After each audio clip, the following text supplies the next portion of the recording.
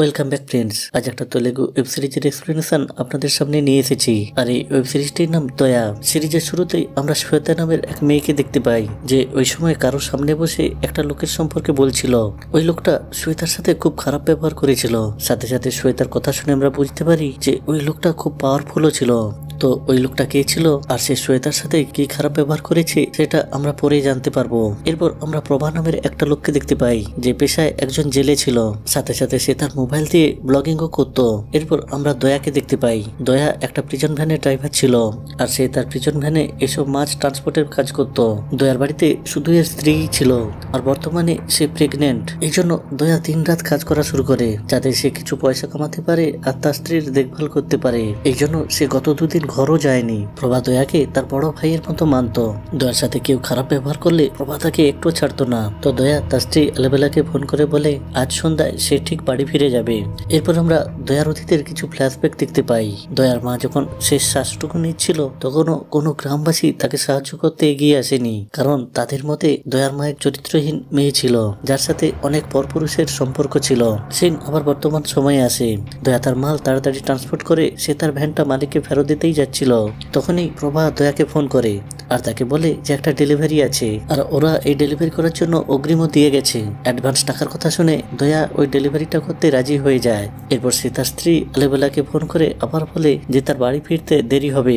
এটা শুনে দয়া স্ত্রী রেগে তার ফোন কেটে দেয়। এরপর দয়া আবার ওই হারবারে পৌঁছে যায় আর ওদেরকে তাড়াতাড়ি মাল লোড করে দিতে বলে। তো ওরাও তাড়াতাড়ি দয়ার ভ্যানটা লোড করে দেয়।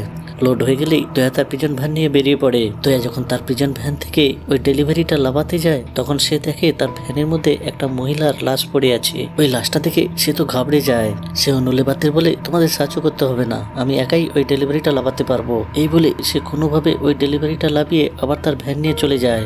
এরপর সে প্রভাকে ফোন করে আর বলে তোমরা লোড করার পর ভ্যানটাকে ভালোভাবে লক করেছিলে তো? প্রভা বলে হ্যাঁ, ঠিকঠাকই লক করেছিলাম, কেন কি প্রবলেম হয়েছে?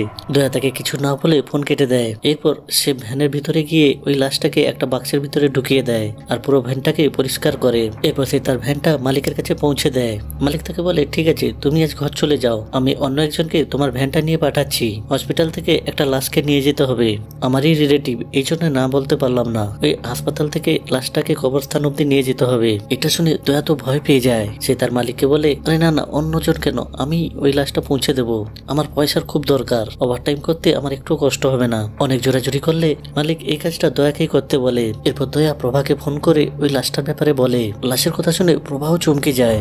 সে দয়াকে বলে কি আপনি একটা লাশ নিয়ে এই শহরে ঘুরে বেড়াচ্ছেন? আমার কথা শুনুন, এখনই পুলিশ স্টেশনে গিয়ে সব খুলে বলুন। দয়া তাকে বলে না, এটা আমি করতে পারবো না, আমার স্ত্রীর শারীরিক অবস্থা ভালো নয়, এই সময় আমি কোনো পুলিশের ঝামেলা নিতে পারবো না। এটা শুনে প্রভা তাকে আর একটা বুদ্ধি দেয়, যে যেতে যেতে রাস্তার মধ্যে কোনো নদী বা কিছু পড়লে ওই লাশটা সে যেন ওখানে ফেলে দেয়। আর এই সিন এখানেই কাট হয়ে যায়। অন্যদিকে আমরা কৌশিক নামের একটা লোককে দেখতে পাই, যে সেই সময় পুলিশ স্টেশনে এসেছিল তার স্ত্রীর কবিতার মিসিং ডায়েরি করতে। এখন কবিতার ব্যাপারে বলতে গেলে সে একটা পপুলার নিউজ চ্যানেলের সিনিয়র জার্নালিস্ট ছিল, আর সে তার প্রোগ্রামে শুধু সত্য খবরই দেখাতে বিশ্বাস করত, এবং এর জন্য সে কাউকে ভয়ও পেত না। কবিতা টিভিতে দেখে কয়েকদিন আগে সে যে মেয়েটার বলাৎকারের খবর কভার করছিল, নিউজ চ্যানেল ওই মেয়েটার ছবি ব্লার না করেই টিভিতে দেখাচ্ছিল। এতে মেয়েটা অনেক সমস্যার সম্মুখীন হতে পারে, এমনকি তাকে অনেকটা হ্যারাসমেন্টও পেতে হতে পারে। এই জন্য কবিতা ওই চ্যানেলের সিইও বিজয়ের সাথে কথা বলতে যায়, কিন্তু বিজয় কবিতাকে বলে তোমাকে এসব ব্যাপার নিয়ে একদম ভাবতে হবে না, কাল তোমাকে একটা বড় কাজ দিচ্ছি, তুমি কাল চিফ মিনিস্টারের কাছে গিয়ে উনার ইন্টারভিউ নেবে। কিন্তু কবিতা পরিষ্কার বলে দেয় যে সে কোথাও যাবে না, সে এখন শুধু শ্বেতার খবরটাই কভার করবে, আর আমি ওর সত্যটা পাবলিকের সামনে আনবই, দেখি আমাকে কে আটকাতে পারে। এখন বিজয় কবিতাকে কিছু বলতেও পারছিল না, কারণ কবিতাকে যদি কিছু বলতো সে অনায়াসেই অন্য একটা চ্যানেলে জয়েন করে নিত, আর শহরে কবিতার খুব পপুলারিটি ছিল। তো কবিতা তাদের চ্যানেল ছেড়ে দিলে তাদের রেপুটেশনও কমে যেত। অন্যদিকে দয়া যখন ওই লাশটা ফেলতেই যাচ্ছিল, তখন একটা আননোন নম্বর থেকে ওর কাছে একটা ফোন আসে। ওই আননোন লোকটা জানতো যে দয়া একটা লাশ নিয়ে ঘুরে বেড়াচ্ছে, এমনকি সে দয়ার স্ত্রীর ব্যাপারেও জানতো। সে দয়াকে বলে তুমি ওই লাশটার সাথে কিছুই করবে না, আমি তোমাকে বলে দেবো ওই লাশটাকে কোথায় নিয়ে যেতে হবে, ততক্ষণ পর্যন্ত ওই লাশটা তোমার গাড়িতেই থাকবে। এটা শুনে দয়া তো খুব ভয় পেয়ে যায়। সে ওই লাশটাকে আবার বাক্সের ভিতরে ঢুকিয়ে দেয়। তারপর সে তার ভ্যানটা নিয়ে হাসপাতালের কাছে চলে আসে। ওই হাসপাতালে আরেকটা ডেড বডি তার ভ্যানে ঢোকানো হয়। ওই ডেড বডিটা আসলে একটা পুলিশের আন্টির ছিল। ওই পুলিশ অফিসারের নাম ছিল দাবুদ। সে তার আন্টিকে খুব ভালোবাসতো, কারণ ছোটবেলাতেই তার মা মারা গেলে তার আন্টি তাকে ভালোবেসে বড় করেছে। এই জন্য সেও তার আন্টির সাথে ওই কবরস্থানে যেতে চাইছিল।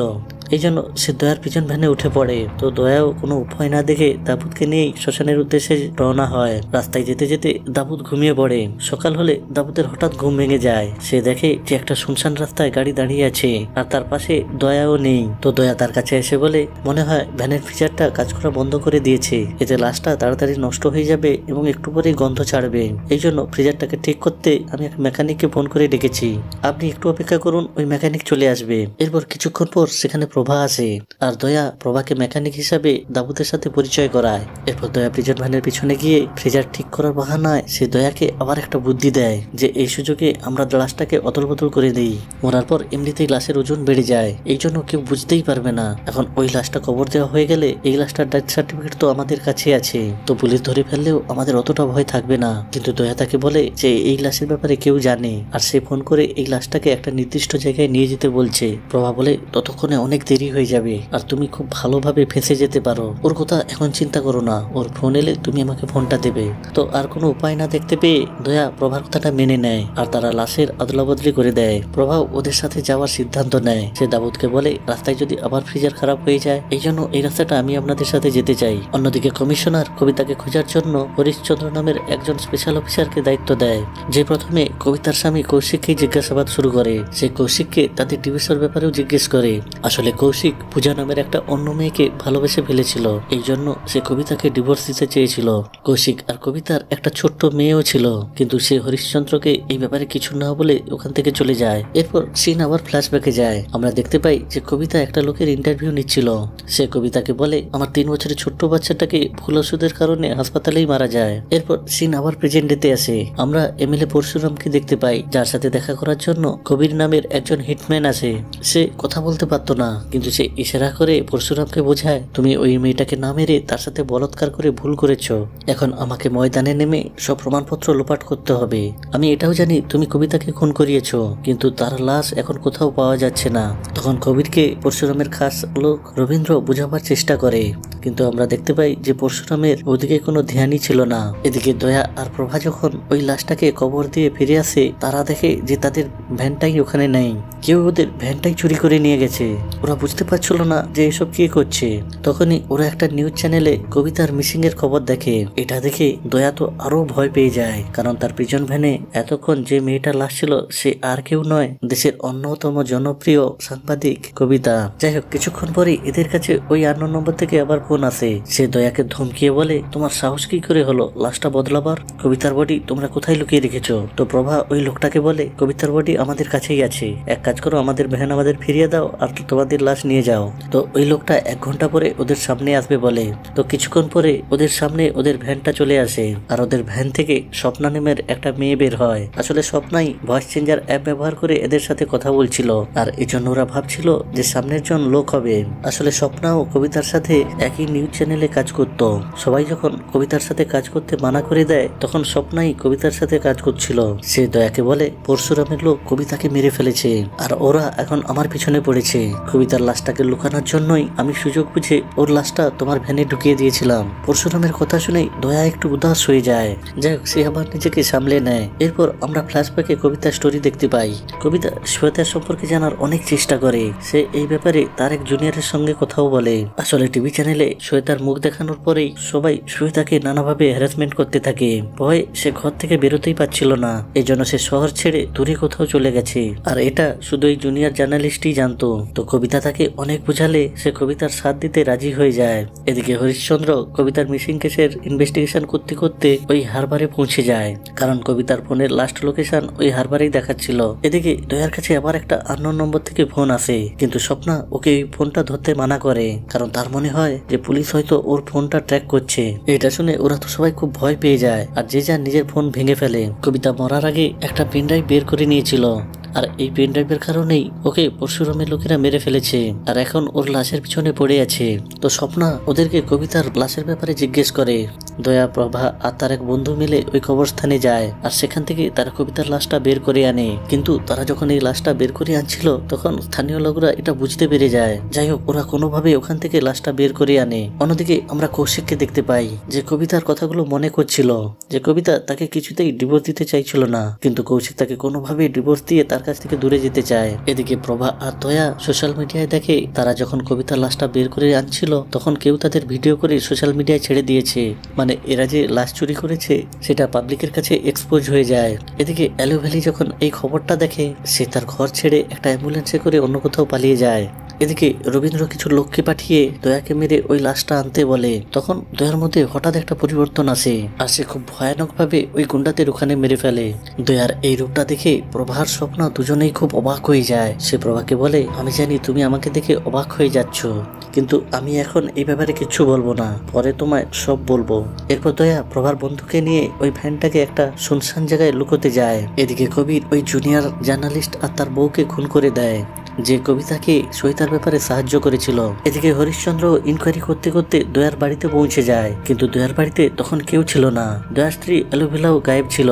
কিন্তু হরিশ্চন্দ্র যখন দয়ার এক প্রতিবেশীর কাছ থেকে অ্যালোভেলার ছবিটা দেখে তখন সেও অবাক হয়ে যায়। তখন অ্যালোভেলার কিছু ফ্ল্যাশব্যাক দেখানো হয় আর আমরা দেখতে পাই যে অ্যালোভেলাও তার স্বামী দয়ার মতো এক ভয়ানক মহিলা। আর হরিশ্চন্দ্রকে দেখে আমরা বুঝতে পারি যে সে অ্যালোভেলাকে আগে থেকেই চিনত আর সে কাউকে ফোন করে বলে যে দয়ার আগেও আমাদের আগে ওর স্ত্রী অ্যালোভেলাকে ধরতে হবে, ও ওর থেকেও বেশি সাংঘাতিক। এরপর ফ্ল্যাশব্যাকে আমরা শ্বেতার ইন্টারভিউটা দেখতে পাই, যেটা মুভির প্রথমে দেখানো হয়েছিল। শ্বেতা ওই ইন্টারভিউ বলে বীরাপ্পান আর পরশুরাম মিলে ইউরোপিয়ান এক কোম্পানির হয়ে কাজ করার জন্য কিছু ছোট ছোট বাচ্চার উপর ক্লিনিক্যাল ট্রায়াল করে, এর জন্য কিছু ছোট ছোট বাচ্চা মারাও যায়। শ্বেতাও ওদের ওই কাজে সাহায্য করেছিল, এই জন্য শ্বেতাকে 5 কোটি টাকাও দেওয়া হয়েছিল।